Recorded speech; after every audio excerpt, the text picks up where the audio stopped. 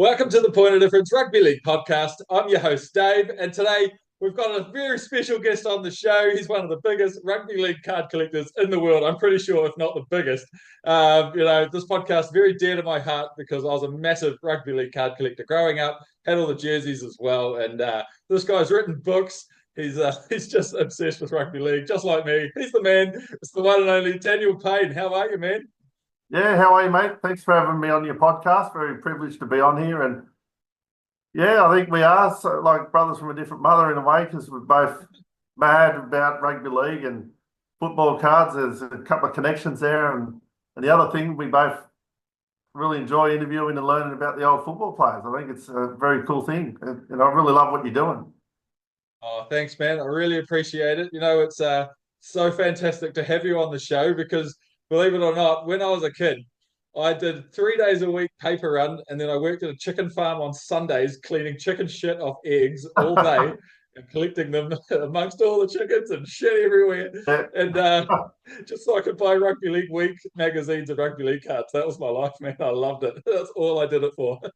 Yeah, it's very similar to me. I used to have my lunch money and I'd go to school and like of course I had the football cards at the time, but there was another boy, he was a bit of a rough boy. He smoked cigarettes and I didn't smoke, but I had a couple of dollars for lunch and every day I'd give him my lunch money and he was stealing his father's football cards. He'd bring me a pile like about this big, all from the 1970s and 60s even.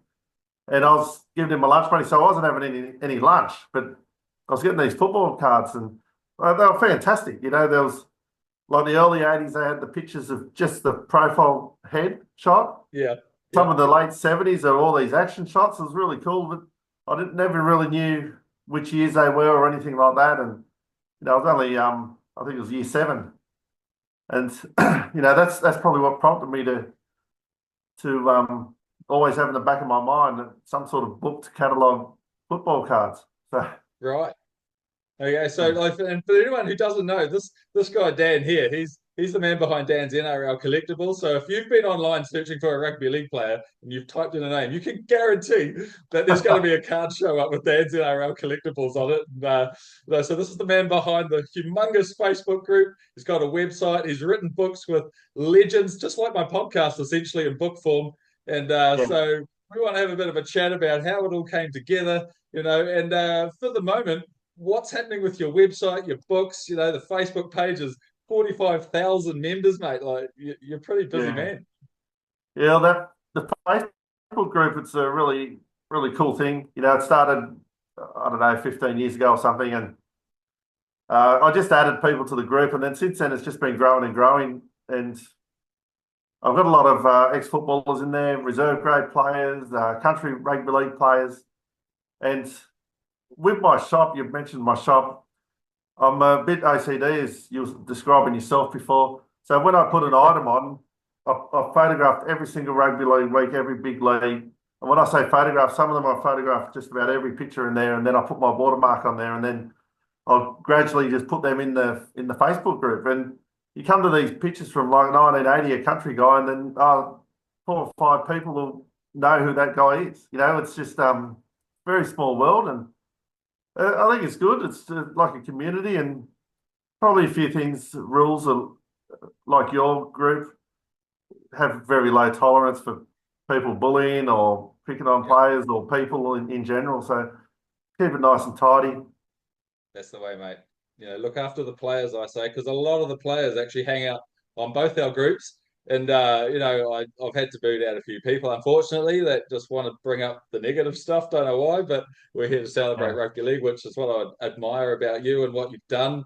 Just the way you've put together this amazing, catalogue of rugby league cards and book form. Like, it's insane what you've done, really. I don't know how Yeah, you yeah. pulled that off. It's pretty incredible.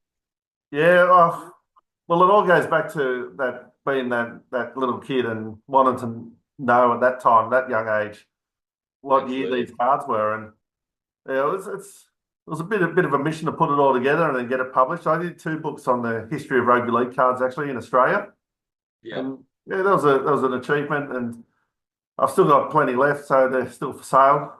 They didn't sell out, but printed about 1,000. Yep. the thing about football cards is it's interesting, isn't it? You know, think about what do you think about when you see a 1995 Winfield Cup football card, one of those special ones? It takes you back to when you were young, doesn't it? You just Absolutely. remember, and like for me, a little bit earlier, I distinctly remember some of those early '80s cards and middle '80s, and I think everyone reflects back on those cards, and it just brings something, something to really enjoy. And I remember another time when I had those old footy cards, I was walking back with a mate of mine, and I was in a fairly new area, a bit of a rough area out the back of Liverpool, Yeah. and these 5 or 6 kids decided to bully me and push me and kick me, and my friend took off, and the football cards flung all up in the air, and I fell into a puddle, and they still proceeded to beat me up, these kids, and I was more concerned about the footy cards because it's been damaged in the mud and everything. And my mate who took off, his father was coach for Western Suburbs at the time, John Bailey. He played for Really? St George as well, and he came running back to scare them off. And they went about half the street, and they were taunting him as well. They weren't scared or anything. It was a bit mean, but I picked up the footy cards and got them back home, and I was able to save most of them. But I think a lot of people love having that, the card book because when they're collecting, they can just tick off which ones they've got and what they're missing as well. So it's a practical sort of book as well. Absolutely, man. I had a good look through it because you sent me a few over, and mate, there's so many cards I didn't even know about, and I thought I was the guru when it come to rugby league cards and memorabilia and jerseys and just general knowledge. But mate, there's so many out there that I had no idea existed. So what you've done is outstanding. It's incredible.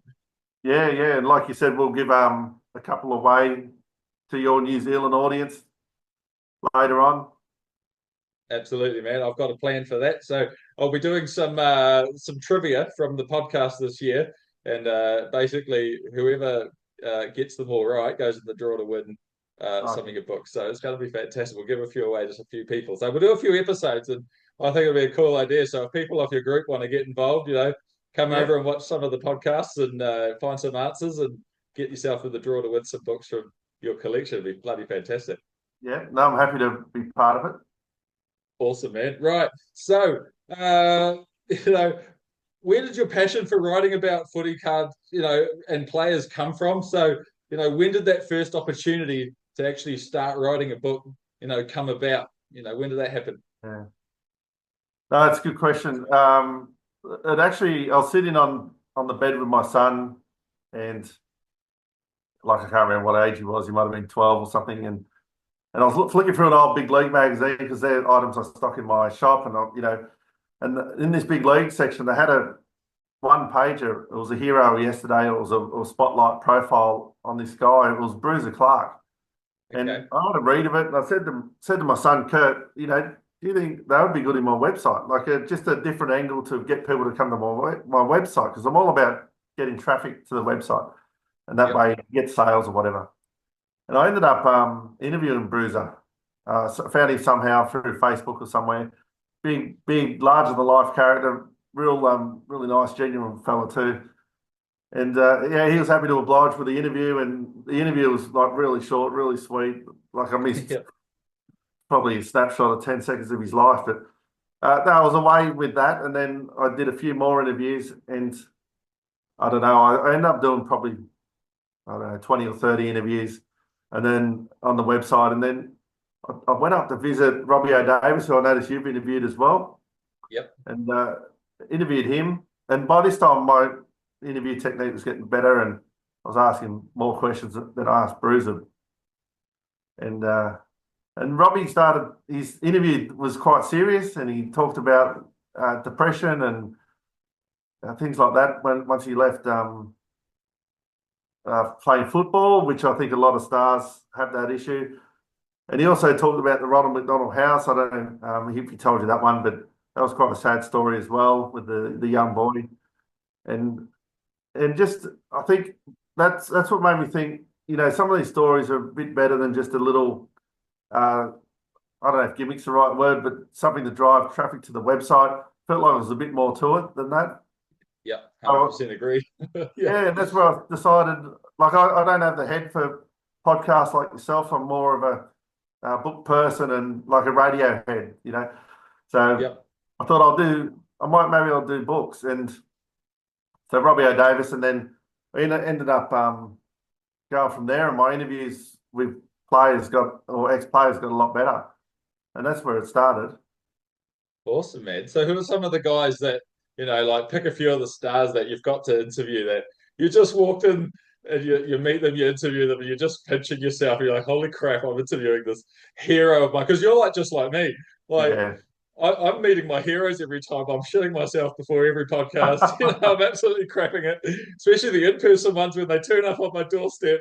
I've Yeah. never met them before, and all of a sudden they're in my house. It's just crazy. No, it is. Like, Yeah. what's it like? It's a magical experience. You know, think about Charlie in the Chocolate Factory or something, being that kid and It is, eh? chocolate world. It's I feel very privileged to be able to interview these players and very similar to you. Some guys who really stand out. That I don't want to miss people, but I remember Lord Ted was an excellent one, Ted Goodwin, and I did that in his house. He just sat down on his dining room table.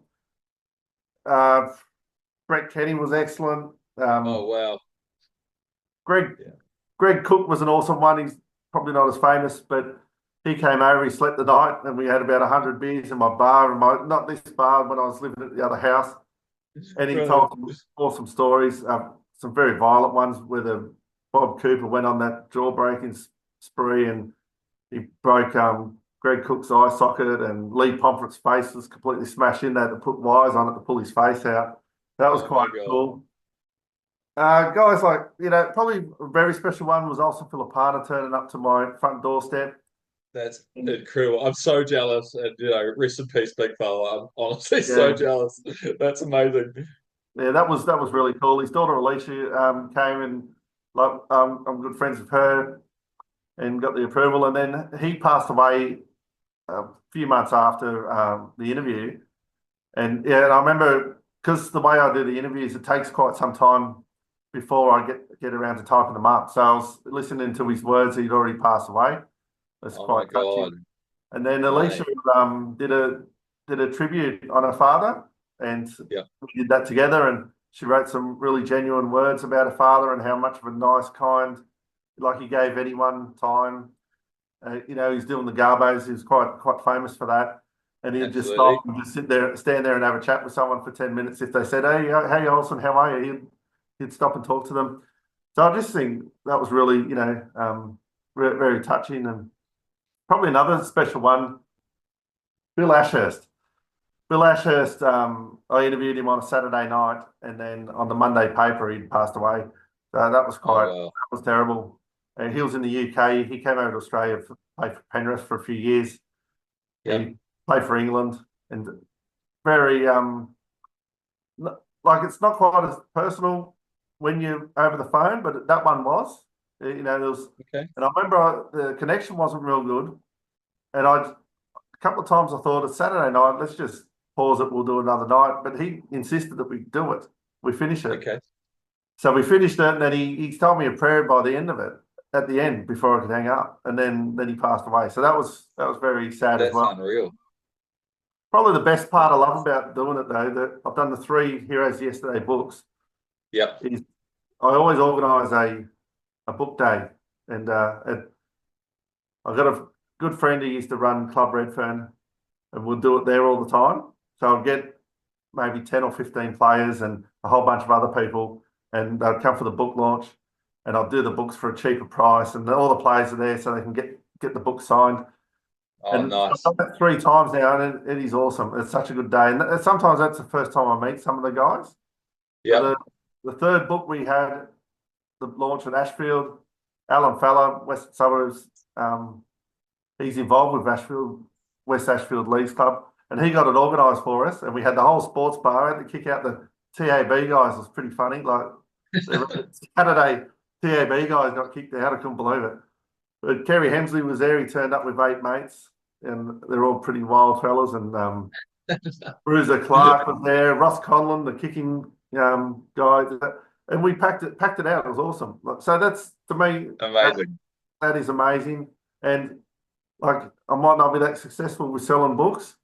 I made a loss the last one, but still selling. But to have that experience is, you can't put a price on it, in my opinion.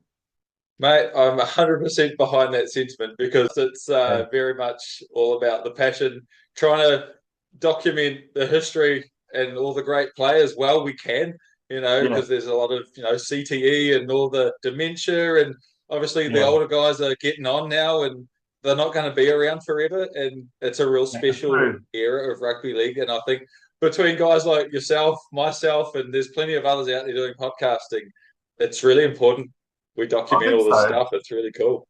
And what you said, it reminded me what Gary Jack said, because I interviewed Gary Jack in the first book, and then he did a closing section in the third book, and he said something along the lines of, it's really good what people like us do, because we capture these stories, and once people do pass away, their stories are gone forever. Because we're That's not it. capturing statistics. In my books, they're not statistics or anything. It's stories. It's what they've told me, and like your podcast, what these guys tell you, and then it's not written down anywhere. So that's why No. it's important to get hold of it and record it. And the cool thing is we don't like it would be nice to, to do this full time as a job, but at the same time, you can't buy the experience of being Yeah, in the same room as someone you really care about, like as a player, someone who's done something special in rugby league. And yeah, that's what people ask me. They go, why do you do it? Do you make money off it? I'm like, not really, but like I had Brent Todd over at my house and Brendan Tudor and Frank Endicott, these Kiwi yeah, yeah. freaking legends, and Aaron Whitaker, and It's you very can't buy special, that isn't it? experience, man. I met Mal Meninga through doing this. It's unbelievable. That's the other thing I was going to ask you, because I saw you talk to Stephen Kearney, and he got you to speak to the New Zealand team. Was it the New Zealand? Exactly. So how that came about was literally, so it's the ripple effect, right? So Yeah, I'd been hitting up Brent Todd for a podcast for ages, like since I started doing it. He was like, "No, I don't really do podcasts." I'm like, "Sweet as." But over time, because I'm in Canterbury in Christchurch here, I've yeah, interviewed all the Canterbury legends, and I guess he had a bit of FOMO, or he just had a bit more respect for what I was doing because no yeah, one's ever really highlighted Canterbury Rugby League legends that played for the Kiwis and just local guys as well. I do a bit of everything. And he sort of saw what I was doing and that it was all about the passion. And he's like, you know what, mate, I'm gonna do it. I'll be over in August. I'll come to your place and we'll do a podcast.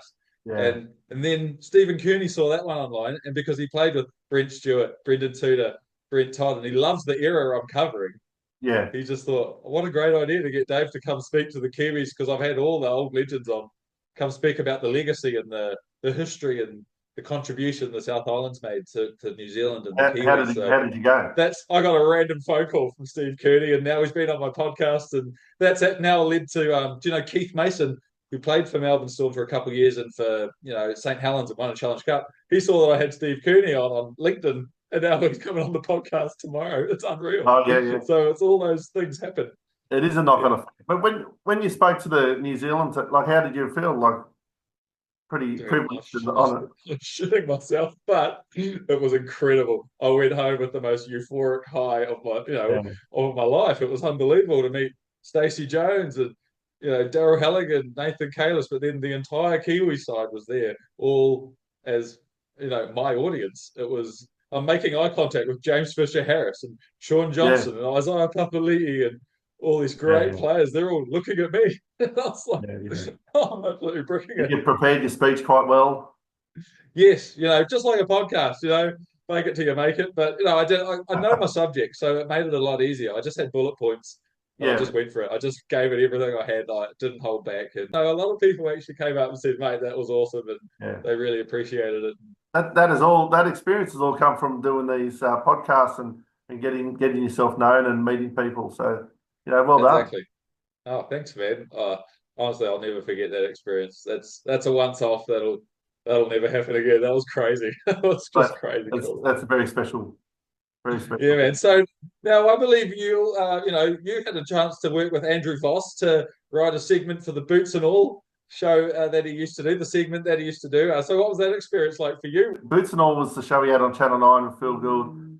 So I used to love watching that show, and I'd write into him all the time and say, "Oh, have you got footage of this, or have you got something like this?" And he just remembered me, like from emails. And it was quite a few years later, 10 years later or so, he just contacted me out of the blue and said he's got a show on Fox about football cards and collecting.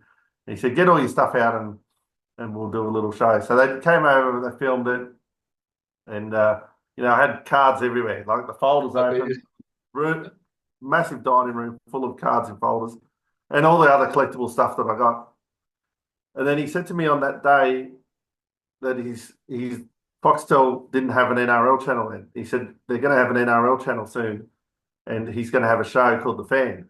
And he said he'd want me to have a little segment on there, and I thought, oh yeah, that's cool. And then I didn't hear anything for the first year, and I thought, oh, he's forgotten. But Andrew Voss doesn't forget. He's probably one of the smartest and got one of those memories that never forgets, And it was a year and a half later, he contacted me. So for whatever year it was, we did Antiques Roadshow. So I came on. He came to my bar at the other house, and what it was he'd bring on two items that people had sent in, and then I'd value it, as in the Antiques Roadshow. They even had the music to lead into it. But that was really cool as well. That went for 2 years and really enjoyed it. I started off, really nervous and didn't really know what to say, and got better. It's like anything, you get better as you go along. But we valued some really cool items, and we valued some really dorky items. Like it was an Adelaide Rams poncho, and part of the thing was, it was meant to be a bit funny, but I was always like the serious and discerning antiques dealer, and really quietly spoken. And they go, well, what it's worth, our bossie's very over the top, and I'm really quiet. And, well, it's worth at least $2 or $3. And he goes, 300? No, $2 or $3, so it'll be things like that. But some of the items here are from the show. I've got a Dally M trophy back there. Okay. This one I picked up recently. That's why I've got it in prime view. It's on the Wide World of Sports in 79, 80 and 81. They had a squash championship, and I'm a squash player. And somebody had it on the show, and I valued it. Then I pestered the guy for a little bit, and he wouldn't sell it to me. And then he came back to me just earlier this year, wanted to sell it. And I said, well, I gave you chances, and you didn't. But they ended up negotiating and I bought it. But it was like the second year was won by Arthur Beetson. He was a terrific player. And it's been beaten around and stuff. There's little men up here, they're falling off. The handles have fallen off. So it's fallen off the back of a truck, so to speak. And here it is in my bar, the Cumberland Oval Bar. Not bad, man. Oh, that's so cool. So you also did something also with the ESPN cardboard addicts. So you were the Rugby League representative. So explain what that's all about and what that experience was like. Yeah, that was a couple of years ago, and they're meant to be filming here in December this year, but they're postponed it a couple of months. But the one I did a couple of years ago, there was a cricket collector, there was a couple of basketball collectors, and generally they ask the same questions, and everyone's like, "Oh, this is so cool! Look at my collection, and this is worth this much money." And then the question he asked was, "Oh, so if somebody came around here with a brand new Lamborghini, would you swap it for your collection?" And everyone goes, "Oh, of course not. Even if the house is on fire, I'd leave the kids in there and I'd grab the collection." Things like that. But I was single at the time, and I said, this on ESPN, mind you, that I'll take the car. Can you imagine the girls you would get with that? With driving around in that car. But I sort of, I was just joking around. But he said he loved it because it was a different answer, because actually everyone says the same thing. Yeah. Yeah. Oh, that's brilliant, man. Yeah. Grab the flash car and get the girl. Why not? You can always buy cards again. Yes. So you also run a trivia night where you have some great players on as guests. Where do you run these trivia nights? How much fun is it? Getting the old boys in and asking Yeah. some footy questions from great generations of the footy that's been before us. Oh, yeah. Well, that was a period of my life. I love that. And that started, I think we had 4 players the first time, and then it just grew. We had a trivia guy. We had a guy called Chris Atkinson. He came up against David Middleton on Fox on this stats, and he knew every stats. And David Middleton pinched him at the end and beat him. And this is again, someone who's always on TV, and Chris Atkinson's the sort of guy who's a complete introvert. So he was doing the trivia. My son was doing the trivia as well as a kid. It was just awesome. We had players like Terry Lamb, Kevin Hastings, Robbie O, just on different nights. We had Lord Ted. We even had a guy, if you ever heard of him, David Kernahan. He does that's Rugby League the musical. Like if you Google that, he's the funniest guy. Doing songs that are all Rugby League sort of based. Oh, they were really good times, but I used to do it at Club Redfern, all of them. My mate who ran it, he'd put beer in the tub. So that's for the footballers. They get free beer. And yeah, but it's another one. It's tough to get an audience. People in Sydney don't want to do anything, and they don't want to go out, even though it was only $20, $30 a ticket. Like a lot of people would love that, sit down at the table with Terry Lamb for a few hours and drink things. I'd pay $500 for that. But yeah, it was good fun. Absolutely, was it what? So no, you've written these series of yesterday's series, but you've obviously written some books on cards, like as we sort of mentioned a little bit earlier. But what I want to know is just how painful was it putting those books together, getting pretty much every single card that's ever existed, putting them in chronological order, getting all the lists. Mate, how did you do it? Honestly, how did you do it? It's insane. What a task. Yeah. No, that footy card book, people ask how long it took. It took 4 years. That's mental. That's how long it took. That's a long time. And a lot of it was like, am I going to do it? Am I really going to publish it or not? Yeah. It's just about, I actually worked offshore in oil and gas out on boats. And so there'll be a lot of downtime, and I'll chug away with it there, because when you're at home, you're too busy, aren't you? Mate, it's full on. It's full on. I do a lot of my stuff on my breaks at work, to be honest. Like, I get a lot of prep done at work. I want to relax when I come home. That's it. Have a drink, and you don't want to be spending hours typing up massive lists of footy cards. And you know what the first thing people do? Oh, you missed this one. Oh, you got that. You spelled that wrong. Yeah, I know. You do all this work and no one gives a shit. They just point out the one thing you got wrong. Yeah, I know. Yeah. But trust me, I know. Yeah, it is a lot of effort. And all the books I didn't have a publisher. I actually, when I set up my bar here, I put my books there, and I kept the letter and the original thing from the card book that I sent to Modern New Holland Publishing, and they just came back with a letter, no, we're not interested. But I kept it as motivation. It was, it's good because I was able to do it. And I actually, I went all right selling them, and I think probably because I've got a pretty big audience for the Facebook and a lot of repeat customers, because I've had Dan's NRL Collectables for a long time. So I'm able to get the message out there that I've got a book out, and a lot of people do try to support. They're happy to pay the money because they know it costs money. And talking about don't pay yourself for podcasts, I didn't pay myself for the books. The amount of time and effort you spend on it's just ridiculous. I'll never get that time back. But it doesn't matter. You do it because you love it. The experiences outweigh anything, and it's quite fulfilling because I'm a league geek. I love it. Like, what better way to use my knowledge and enjoyment? Why not talk to players? How good, so you understand. Now, the only way I found out about you was I was at the Gold Coast recently, and said, because I already interviewed Kurt Sorensen, and we just caught up for a coffee, and my wife and just had lunch with him, I think, and we just started talking. He said, "Oh, this guy that does the podcast, Dave. He said he's such a lovely bloke, and he said because he likes you, he's put you onto other people. So That's just Yep. how it works, isn't it?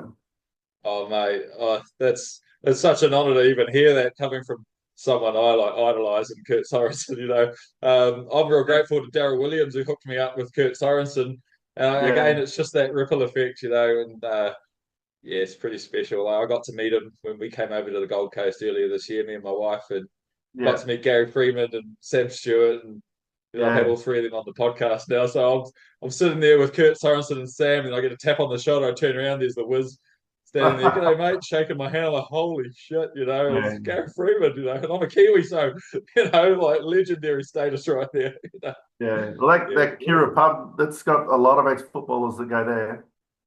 well, heaps of them are over there in the Gold Coast. They love it.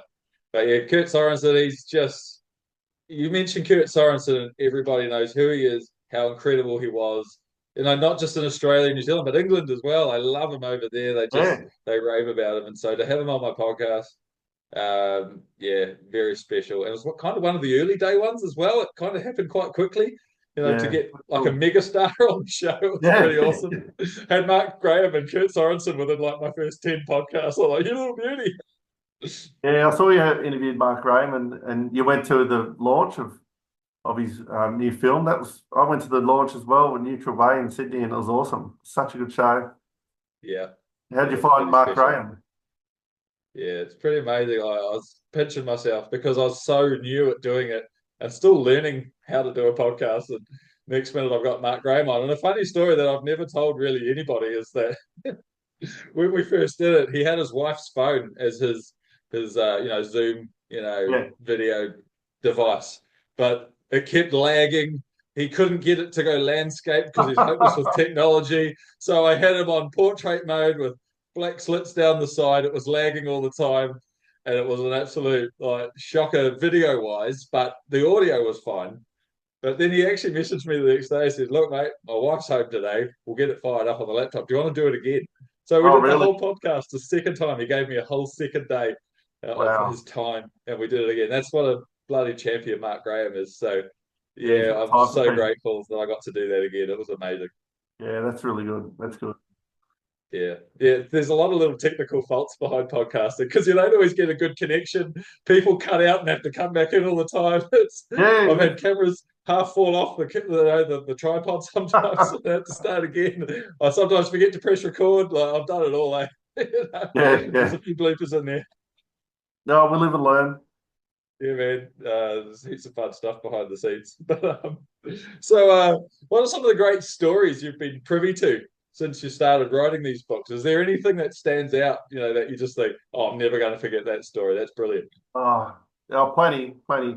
And there's a lot I'm told that I can't repeat as well, which Yeah, is me too. not recorded. Yeah, behind closed doors. Yeah, I don't know. Some of the good ones, like Ross Harrington got sent to the sin bin, and he had two schooners while he was in the sin Yeah. bin, and then went out and kept playing. Like Ross Harrington's I now love it. sitting playing. It's just different days, wasn't it? Oh, mate. If there's one I could remember, it's when Mark Graham actually played in Christchurch for the Kiwis. It was so cold at half time. He's telling Sam Stewart, Sammy, I'm going off. I can't do this anymore. It's too bloody cold. And then they go in at half time. Mark Graham's in the showers, sitting down on his ass, smoking a cigarette under the shower, trying to warm up and good old Christchurch.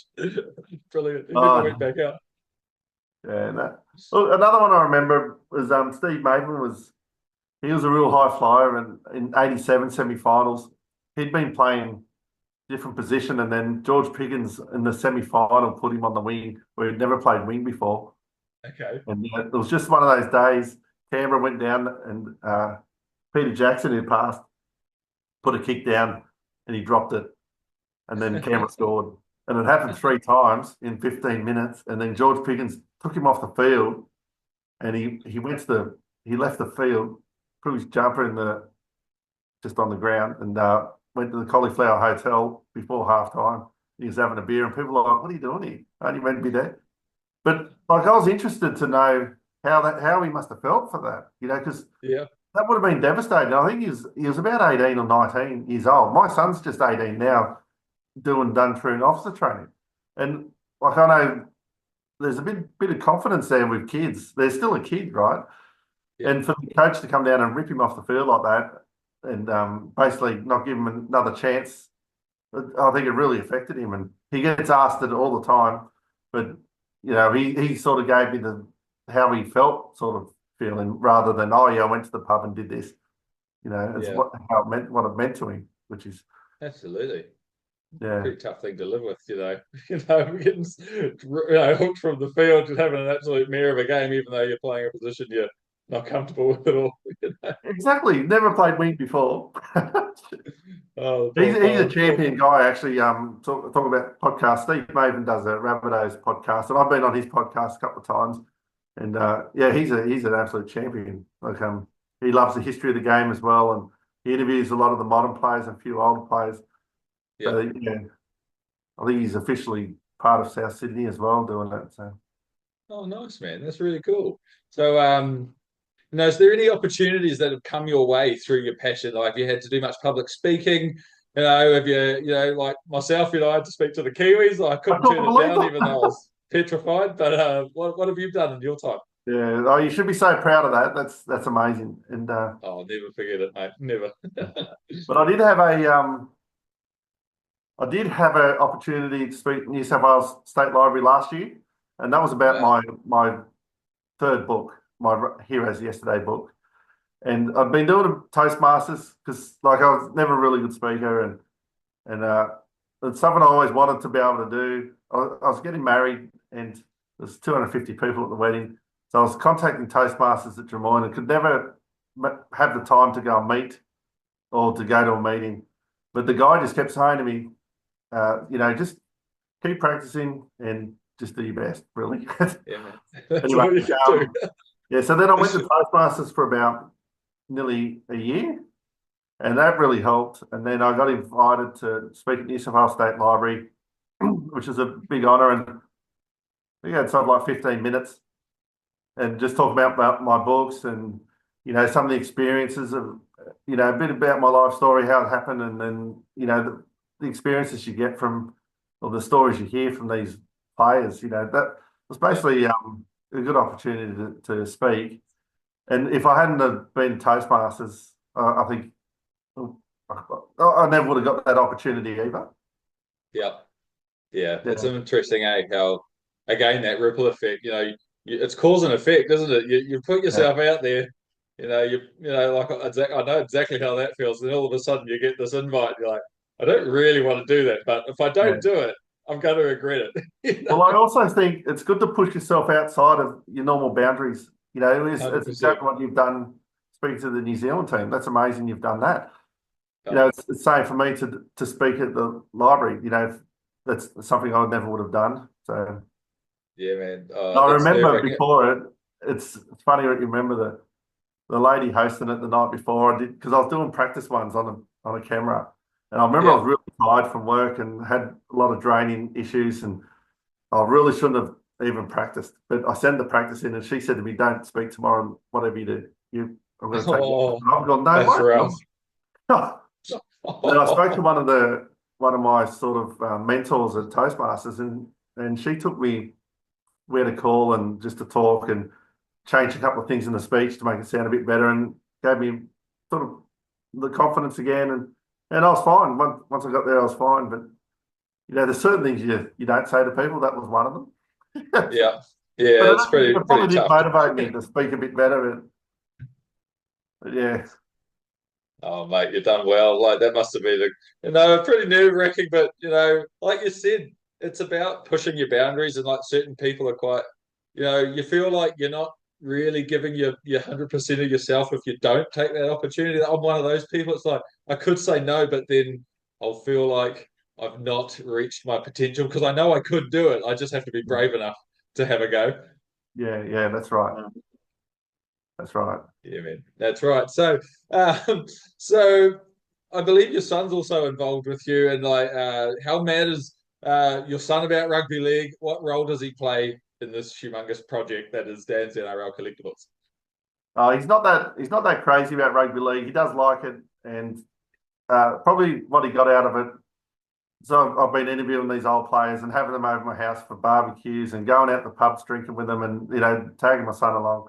He came to most of them and like he really I think he got a lot out of it because he'd be talking to these men who are in their 40s, 50s, 60s and they've they've played the toughest sport in the world and they're pretty humble people and sometimes they'll piss in his ear and talk about oh you should do this or think about that and I think it really matured him. Just Okay. meeting quite a lot of men like that, and it's really helped him in some ways. In some ways, he's not a big drinker because he's seen a lot of the footballers drink a lot and thinks it's Yeah. probably not the best thing to do. But yeah, like I said earlier, I just threw him into the trivia, asking questions, and he was only like this tall when he first started doing it, and he'd have to tell there'd be a table full of drunks, and he'd tell them to keep the noise down because we're doing trivia. So it's quite funny, and Oh, brave little fella. yeah, no, he's been really good. Yeah, like I said earlier, I think he's down at Duntroon doing officer training for the army, and yeah, I'm very proud of him. Yeah, like that's all you can ask for is that your kids do their best, and it leads me on to what I was thinking about you before offline, what we were talking about. But like my father absolutely hated football, and I was never encouraged to like it. But I had a lot of family who loved football, and Okay. uncles and a lot of mates. We're all into it. So, what about you? What got you into enjoying all the football stuff?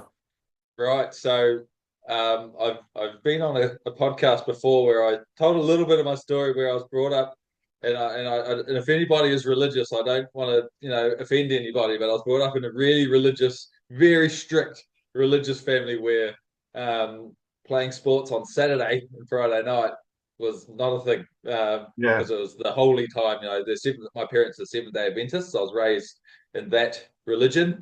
And yeah, although that's not my thing now, that's what I was brought up with. So it was school Monday to Friday, church, and all things non-sports on Saturday, and then Sunday was housework, mow the lawns, catch up on the washing, do your homework for Monday, yeah. all that stuff. Like there was just no room to play No room. sports Yeah, for any teams or nothing. So, and I'm the sport geek in my family. Love all sports growing up, but then high school, mate.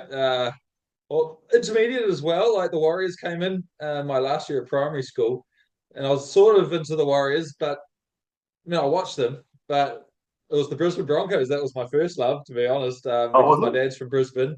But it wasn't so much that. It was I met this guy at school, and he was Brisbane Broncos mad, and he actually went to my church as well. His dad was the Oh, pastor or the minister of the church, and they'd only just come to New Zealand. They're from Australia, and he was mad on Brisbane Broncos. And I used to go to his house all the time because we became good friends, and we just started watching the Broncos. And he had a Super League jersey. That was the year Super League was on, oh and yeah, I yeah. was once I saw that Super League jersey, I was all over it. I was Oh, like, you want I'm a them? Broncos fan.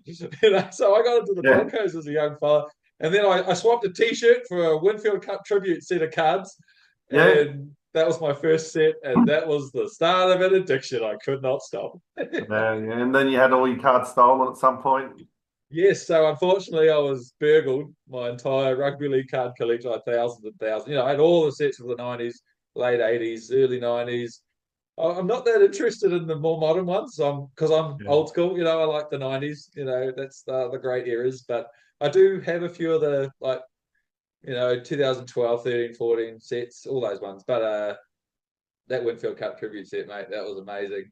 it was an That awesome set. was And it had Yeah, a I had lot of the old jerseys. They legends all in got it too. stolen. They all got stolen. I've got minimal stuff these days, but a few people have been very kind to give me a few things. So Uh, that's how I got into rugby league, and I've supported a few teams over the years. So I supported the Broncos, and then I jumped on the Warriors in the new millennium when I was how old will I have been then? About 16. I started following the Warriors a bit more passionately for a long time. That Stacey Jones era, yeah, Kevin Campion or John Simon when he came over, and yeah, uh, and then I support I support the Dolphins because I'm like I say my dad's from Brisbane. I'm sort of half Australian, so I support a Brisbane team. I still follow the Warriors, and I've got a real soft spot for South Sydney. you I know, do. yeah. You got. Well, you might think I'm a St George supporter because of this, but I'm actually Parramatta supporter. I would not have guessed Parramatta based on what you're wearing. This one's a Uh, Luke Goodwin. He played for Parramatta in '95, and he had every team's jersey. And he went when they played them, he got it signed by the whole team. So I've got this one, and I've got the Parramatta one off him. Amazing. That's pretty Yeah, the cool. Parramatta one he played with, and this one was one of the ones he got signed. So '95 was when the Warriors came in and the Correct. Birds and everything. But yeah, so I got two of them off him. Pretty cool. He's still a big fan as well. Like some of the players who played, they love the game as well. Yeah, man. But yeah, those ARL jerseys, they're pretty special because they're only around for 2 years. In this, like back in the late 80s, sorry, the late 90s, you could find them in op shops and whatever, like Yeah. thrift stores and whatever in New Zealand. You could pick them up for $10 and $12. Oh, Now really? you got to shell out big time to get one of those. Yeah, that's You just right. That's can't get right. them. Yeah. Oh, it's good times. So tell me, mate. You love your league cards, obviously. What are some of your favorite rugby league cards? You must have one particular set you love the most, or a subset or an insert set, or one particular hard to cut, hard to find card. What is it? I don't know. That's a tough question. Like I do like the older ones because I remember back to what I was telling you when I was a kid with collecting these old cards, and so I've now since got really perfect sets of 1968, 69, Yeah. 1970s, a hard set, the yellow border. Uh, yeah, I like the 70s because the thing I like about the late 70s is they had a picture and they didn't water, they didn't like blur out the background or anything. There would be mud or there'd be like they show the only two people in the stands or stuff like that. There was no, they didn't really care too much about censoring, you know, like the cards these days, they're all like fancy lighting and different colours and stuff. You know what I mean? And just the player Right. superimposed on the pattern. But I do like 1986. The red set's really cool. Yeah. But and I even like 81 and 82 because they're the first ones I really remember getting as a kid. Okay. And I think that's what we said about football cards. They take you back to when you were a kid, and having the Brett Kenny 81, and you flip it on the other side, and it'd be like this little bit of information about, oh, he's an elusive 5'8", and it doesn't Yeah. make sense. Or, there'll be something weird Cool. like that. And that's all I knew about the players because we like this little bit of information that Yeah. someone at Scanlon's written up. Yeah, and another one I really like is 1994 when the Dynamic took over. And they had Those that black black edge set. ones. Yeah. Yeah, and they had the gold cards. Like, that was a really, Yeah. really cool set. And they oversupplied, but they were really, really awesome. Yeah, they were ones you could get the common sets quite easily. Like Yeah, years later, there was tons of them around. But finding all those gold cards is a little bit of a yeah. mission. There's like the gold ones, and then there's like another sort of set of inserts that are even harder again to get. Yeah, they're the Uh, ones that you had to send away. But there's also the gold ones. They had the signed ones, and you can tell if it's a fake because they'd sign it first, and then they put this imprint over. So if the of the gold, so if the texture marking was underneath, yeah, it was a real one. If they've written over the gold, that means it's a fake. as a fake. I loved that. Was it 95 or 96 signature gold series? Yeah, that's a That cool was one. that was such a cool series. And you couldn't get them really in New Zealand that well, but we had a card shop where I lived in Hamilton, and because I said I was doing my paper run and collecting eggs, and I found this sports card shop, and I was like, mate, do you do rugby league cards? Because the other card shop had closed down, Yeah, and he's like, yeah, not really. We do magic cards and all that, but I could order some in. I was like, what can you get? And he goes, oh, have you got the 96 signature gold series? I can get a box of those. I'm like, I'll get the box. Oh my God, yeah. you little beauty. I bought the whole box. It cost me a fortune. How many eggs and paper runs was that? Oh mate, it took me. I think it was at least. Probably took me 2 months to save up for that. Like, it was pretty dear. Yeah, I yeah, wasn't earning a lot of money, mate. yeah. That's right. They're beautiful cards. I love those acetate, fire, wind, Yeah, water. Oh, they're beautiful, man. They're amazing. That's I think probably their my. designs were the best. Those dynamic ones. Cool, eh? Very Yeah. cool. Yeah. So, is there anything in your collection? Jerseys. I'm pretty passionate about jerseys. Is there any particular one that you really enjoy? Like, I love a good Super League jersey. The rarer the better. But is there anything in particular that Yeah, I do have really some floats your Super League boat? stuff just behind you. I've got Cameron Blair was over recently at Adelaide Oval. Had this big flag of him, and he stole it Yeah. himself, and then he donated it to my bar. So that's behind there. I've got one of his jerseys as well, and Justin Dooley. So if just look around the place, you can't see everything, but I've got a 1950 New South Wales jersey. Probably some of my Wow. favourite stuff. I got a 1986 Parramatta Eels Premier blazer, which was only given to Wow. players or some officials. So that's really cool. Yeah. I've got some bottles here. I've got like a third grade 1984 Premiers sparkling. And the reason that was given a third grade because Parramatta are in the grand final, but they lost. So then they've gone 3 or 4 hours later, said, here you go, boys, you can have the first grade. They put a little sticker over it. Put Oh third wow. grade instead of first grade. Yeah. Crazy. Yeah, Crazy. I love everything. I love everything. Yeah, it's good Cameras, fun, isn't it? figurines, That's good. footballs. I dread to think what my collection would look like now if I wasn't burgled all those years ago. Oh my god, it would be massive. It kind of got it stopped me really. I was like, oh, it's too hard to start again. I had too much stuff. I had like 70 jerseys, like all those really nice Illawarra Steelers, in mint Yeah, condition, New South Wales Rugby League and Gold Coast Giants, and that yeah, 1991 Penrith jersey, that awesome design they yeah, had. All these ones in beautiful condition. Gold Coast Seagulls, yeah. just stuff like that you can't find that easily now without really forking out a lot of money. Yeah, they were amazing. And they only had one jersey for the year. Like now they've got one every 2 weeks or something. There's too many now, mate. I couldn't collect them all. But I just love the nostalgia ones. I love the old stuff, mate. I'm all about Yeah. the old school. It's really cool. Well, Cotton that jerseys, Eels man. jersey there you can see. That's Larry Corra was Larry Corra or the Queenslander. He played for New South Wales in 1979. Wow, that's You so might have good. met him at Kira Hotel. He's always up there. Nice, nice. So, is there anything you want to ask me before I finish with my fun questions that I ask everybody? Oh, you got fun questions. Oh, just not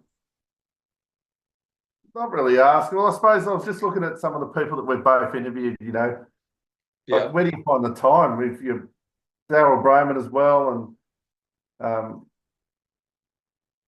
and Garth Wood? Like Garth Wood's another connection because like yeah. he you enjoyed his like he coached my son with a bit of boxing. He's a very good boxer. But how did you like his interview? Were you expecting where that interview went? So, because I had Nat Wood on, who I just randomly approached, he said, "Yep, sweet as." And then Nat Wood really enjoyed chatting to me, and he goes, "Look, mate, my brother Garth's got a really cool story, and he's quite happy Yeah, to tell the whole story, on and off the field." I was like, "Oh, wow, okay, cool."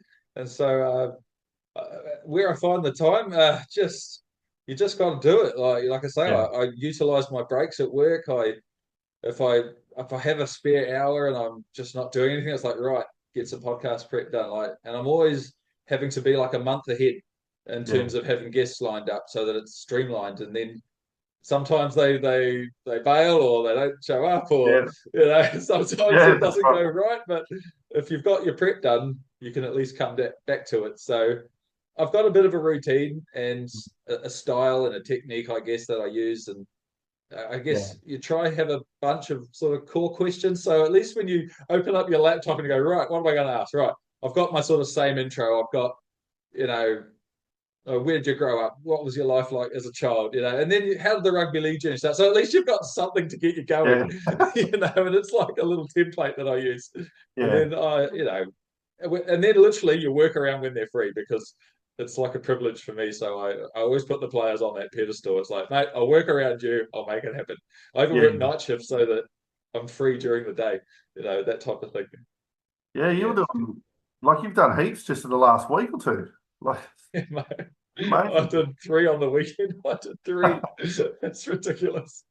But You might be Christmas getting is coming, addicted. mate. No one's going to be free anytime soon. So I thought Yeah, get a few out of the way, and then I've got something every week for everyone. Tie them over Christmas period, and then I can have a break as well, but still release content. So I don't know, just I just feel like there's enough people Yeah. interested, so keep it And going. your wife will Work get hard. you back for a little bit. What's that, mate? Your wife will have you home for a bit or have you back for a bit. We're doing all right actually. We because we're avid runners as well. We met us because we're marathon runners and we love the long distance running. So that's the priority every day. Get out for a run first, and then Yeah. spend some time together, and then I can crack on with the podcast stuff. Yeah. Yeah. No, good. Well done. You're doing a good job. Thanks, man. As are you. Like I can't believe how massive your group is. It's just insane. So hopefully in 10 years I've got 45,000 people following the podcast. That'd be great. Yeah, well, next time you're in Sydney as well, look me up. You can come here and find the Cumberland Oval Bar and have a couple of beers here. And That would be epic. That would be epic, man. No, we try to get over to Aussie every now and again, so that's definitely on the plan to get back over there at some stage. yeah, Right, man. As I said, I'll finish with my. I've got three questions. You've actually answered one of them already. So, who do you support in the NRL? But have you always supported Parramatta your whole life? yes, sir. You have. Always. And I've had times where I've just get so angry and cranky with the team, and then I still follow it. Like last year, the last couple of years, I've really been annoyed with Parramatta and hardly watch it. Suffering, mate. Suffering at the bottom of the ladder. You poor Like bugger. I was in year six when they won the grand final, and I remember watching Wow. it. It was a really tough game. Parramatta 4 beat Canterbury 2. Brett Kenny 2 tries disallowed, and I remember it was just so intense at that age. And I had family who knew some of the Parramatta players in the early 80s. So we used to go to Yeah. a lot of the games, and they used to play at Belmore Oval, Canterbury's. I remember going there a lot as a kid, and I just loved it. And all these years later, they still haven't won another one. That must be like driving you mad. Like, what was it? A couple of years ago, they're in the final. Well, 2009, they yeah, were in the when my final. when my son was born, I've got it over there. 1 day old, I had him in a jumpsuit, like Eels jumpsuit, Eels booties, Eels bib. 1 day old. No choice, mate. He was always going to be dressed up like that. That's it. All right, man. So, what's your favorite TV show or series outside of Rugby League? What do you watch? Do you watch any shows, or what's one from back in the day you really enjoy? Well, what I like at the moment is Boardwalk Empire. I'm actually watching it for the third time. James Belushi. That is a fantastic show. I love it. Yeah, Yeah. and as a kid, I love things like Seinfeld and The Simpsons, those sort of shows. I like it, Yeah, man. comedy. Yeah, What like about South Park? I love South Park, just quietly, yeah. because I'm a child. Okay, man. Last question. So, if you could only eat one meal for the rest of your life, what would it be? I'm Chinese. Chinese. Oh, you little beauty, mate. There's a nice place actually up in Hamilton where we used to live called the Golden Dragon, and you Yeah. could fill up a container for about $12. And we used to just ram it and have a competition, me and my wife, and would weigh our containers when we got home to see who could fit the most stuff in. And I was real intricate, make all the food fit together nicely, and she'd just ram it all in and stuff the lid on. And I think her technique worked better actually, just quietly. Oh yeah, yeah. I love fried rice with something like a black bean sauce and beef or something, anything like that. Beautiful, man. Good choice. Love a good Chinese, man. Well, anyway, I just want to say thank you so much for coming on the podcast. An absolute treat to meet you because, like you said, we're brothers in arms, mate. Rugby league Yeah, fanatics, some might say, tragics, collecting all the stuff, all the history, the memories, the cards, the jerseys. Bloody fantastic. So thanks for yeah. your time, man. It's been amazing. Oh, I've had a great time. Thanks for having me and taking the time out to have a chat. Appreciate it. No worries. No worries, man. So thanks everyone for watching. This has been the incredible Daniel Payne of Dan's NRL Collectables. I've been your host, Dave. We've had a bit of a back in the day, and we'll see you next time for kickoff. Yeah. Full time.